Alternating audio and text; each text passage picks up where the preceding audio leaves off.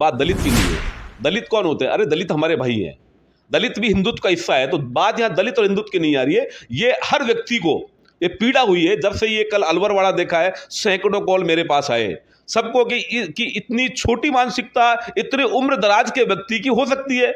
हमें फूटे बेर कहा के भगवान राम ने तो कभी जात पात ऊंच नीच की बात करी नहीं। भगवान राम ने तो कभी ये नहीं कहा कि दलित मेरे यहां मंदिर में नहीं आएगा। भगवान राम ने तो जब भगवान राम ने स्वयं ने एक सबरी माँ के झूठे बेर कहा के ये दुनिया को एक उदाहरण पेश किया, इससे बड़ा तो कोई उदाहरण हो नहीं सकते। जो घटिया किस्म के शब्दों का जो चयन करते हैं ना, इस तरीके के वाक्य को आप अंजाम देते हैं, इनको रोकें।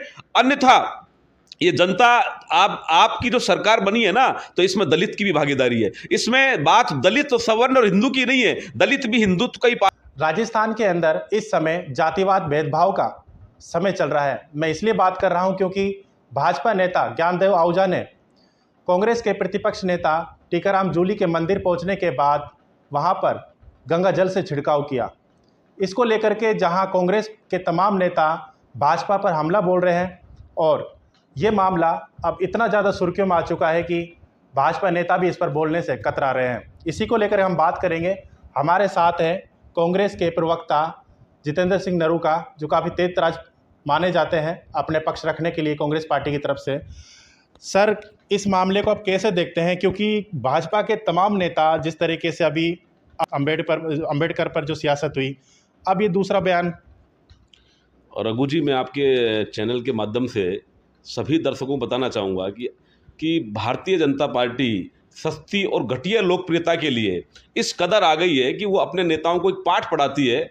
और इस तरीके एक ढोंग की जो इनके पास एक है कि ये लोग धर्म के नाम पे चुनाव लड़ते हैं, ये लोग मंदिर के नाम पे चुनाव लड़ते हैं, ये धर्म और जाति को बांटने का काम करते हैं, जाति धर्म को लड़ाने का काम करते हैं। तो यही आपने देखा कि अलवर के अंदर ज्ञानदेव आहूजा वरिष्ठ भाजपा के नेता हैं, 2 से 3 वर्ग के विधायक रहे हैं और 70 साल से ऊपर के उनकी एज है। तो उन्होंने जिस तरीके से कृत्य को अंजाम दिया है कि आप मुझे बताइए कि क्या भारतीय जनता पार्टी के पास में अलग से संविधान बना हुआ है क्या, जिसमें कि सिर्फ वो कि दलित की उनके यहाँ भागीदारी नहीं है, सवर्ण की उनके यहाँ भागीदारी है क्या? उनके पास में अलग से कोई प्रारूप है क्या?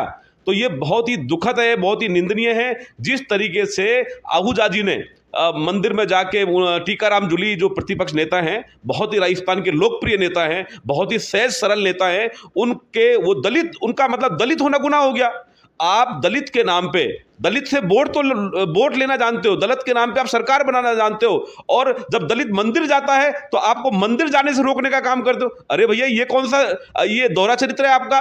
तो ज्ञानदेव आहूजा जी को या तो उम्र का उस पड़ाव पे आ गए हैं या एक सोची समझी साजिश के तहत कि जिस तरीके से टीकाराम जूली जी का अलवर जिले में एक कद जो बढ़ रहा है कि हो सकता है उसको लेके भी उनको एक बड़ी एक समस्या हो। तो मैं भारतीय जनता पार्टी के आला कमान से ये कहना चाहूंगा और आपको चेताना चाहूंगा कि आप अपने ऐसे नेताओं को सस्ती लोकप्रियता पाने के लिए जो घटिया किस्म के शब्दों का जो चयन करते हैं ना, इस तरीके के वाक्य को आप अंजाम देते हैं, इनको रोकें। अन्यथा ये जनता आपकी जो सरकार बनी है ना, तो इसमें दलित की भी भागीदारी है। इसमें बात दलित सवर्ण और हिंदू की नहीं है। दलित भी हिंदुत्व का ही पार्ट है। और आज आप मुझे बताइए कि आज रामचरितमानस किसने लिखी? रामायण के रचयिता कौन थे? महर्षि वाल्मीकि जी थे। और माँ सबरी माता के झूठे बेर कहा के भगवान राम ने तो कभी जात पात ऊंच नीच की बात करी नहीं। भगवान राम ने तो कभी ये नहीं कहा कि दलित मेरे यहाँ मंदिर में नहीं आएगा। भगवान राम ने तो जब भगवान राम ने स्वयं ने एक सबरी माँ के झूठे बेर कहा के ये दुनिया को एक उदाहरण पेश किया, इससे बड़ा तो कोई उदाहरण हो नहीं सकता। तो आप ये सिर्फ ये जो ढोंग विद्या करके इस तरीके के नाटक जो आप लोग करते हो, ये बहुत ही निंदनीय है। भारतीय जनता पार्टी ऐसे नेताओं पे लगाम लगाए और ऐसे लोगों को पार्टी से निष्कासित करे और भारतीय जनता पार्टी पूरे देश के हिंदू से, दलित से, सबसे माफी मांगे। और आज इसको लेकर पूरे राजस्थान में कांग्रेस का एक एक कार्यकर्ता विरोध प्रदर्शन कर रहा है और हम जब तक विरोध प्रदर्शन करते रहेंगे जब तक भारतीय जनता पार्टी और इनका नेता माफी नहीं मांगेंगे। भाजपा के दलित नेताओं का अभी तक इस पर कोई प्रतिक्रिया नहीं आ रही है। अभी क्या देखिए रघु जी, बात दलित की नहीं है। दलित कौन होते हैं? अरे दलित हमारे भाई हैं। दलित भी हिंदुत्व का हिस्सा है। तो बात यहाँ दलित और हिंदुत्व की नहीं आ रही है। ये हर व्यक्ति को ये पीड़ा हुई है जब से ये कल अलवरवाड़ा देखा है। सैकड़ों कॉल मेरे पास आए सबको कि इतनी छोटी मानसिकता इतने उम्र दराज के व्यक्ति की हो सकती है, हमें भरोसा नहीं हो रहा।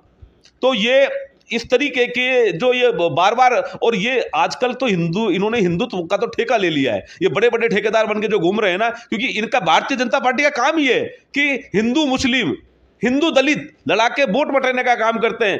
तो ये इस तरीके से आपने यही नीति अंग्रेजों ने अपनाई थी। आज अंग्रेज कहाँ है भैया? हिंदुस्तान में अंग्रेज नाम का आज एक व्यक्ति नहीं है। कहाँ है अंग्रेज? उन्होंने भी ये नीति अपनाई थी। यदि आप इस तरीके से करोगे तो आने वाले समय में आपको आम जनता जवाब देगी। आपको क्या लगता है कि जो अभी जिस तरीके से जो दलितों का अपमान किया जा रहा है, ये एक राजनीति स्वार्थ है? ये सोची समझी भारतीय जनता पार्टी की सोची समझी एक रणनीति है। रणनीति का ये हिस्सा है कि पहले आपने हिंदू और मुस्लिम का कार्ड खेला, अब आप हिंदू के अंदर ही दलित आता है, दलित कोई अलग से नहीं है उन्हीं। लेकिन ये इनको पता नहीं हो क्या गया है कि जिस तरीके से, और जबकि इनको खामियाजा भुगतना पड़ा है। भगवान राम के जहां जिस अयोध्या में मंदिर बना वहीं की भगवान राम रुष्ट हो गए। भगवान राम रुष्ट हो गए और उनकी जो जन्मभूमि है इनको वहीं से हरा के भेज दिया। इससे बड़ा उदाहरण नहीं हो सकता। भाजपा के जो प्रदेश अध्यक्ष हैं मदन राठौड़ ने कहा है कि भाजपा इस बयान को समर्थन नहीं करती। सिर्फ आप इस बयान से को देके पल्ला नहीं झाड़ सकते कि समर्थन नहीं करती। आपको माफी मांगनी पड़ेगी और आपके नेताओं पर लगाम लगानी पड़ेगी कि आप वो वरिष्ठ नेता हैं, वो कोई कार्यकर्ता नहीं है कि आप उनकी बात को आप इग्नोर कर दोगे।